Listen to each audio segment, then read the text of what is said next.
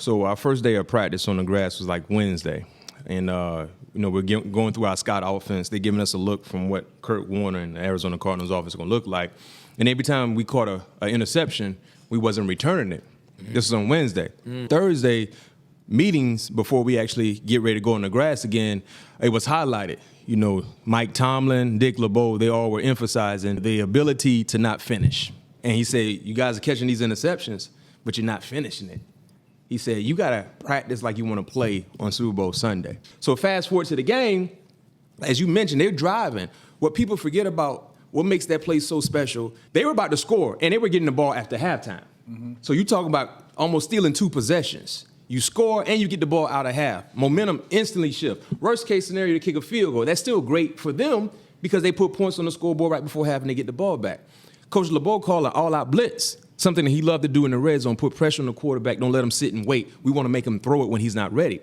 James Harrison, for some reason, who is super disciplined for the most part, decided to be undisciplined and decided not to blitz. He was supposed to blitz. And from James' point of view, I remember he stated, I felt like I would never get there in time. So if I can't really get there to put pressure on him, I'm going to just drop.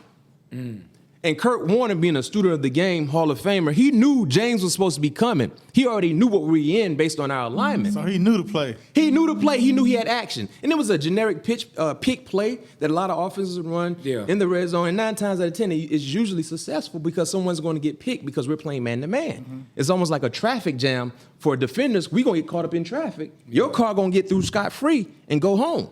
So Kurt knew, this is a given. And if James didn't drop, it would have been a touchdown. But when James dropped, the ball hit him dead in the chest. And Kurt has... Kurt was like, what? I had Kurt on the podcast. Kurt was like, man, he wasn't supposed to be there. Wow. I knew he wasn't supposed to be there. I'm like, Kurt, you're right. He wasn't. He was supposed to blitz.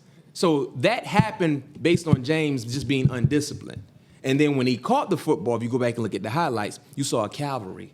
Yes. A Steeler defenders. Yes. Because remember I told you what they were telling us on Thursday. Practice. Catch the interception. Go find somebody to block. And make sure you get your teammate home. Wow. So we were able to get him home based on our coaches being great and seeing something that we didn't think was a big deal at the time.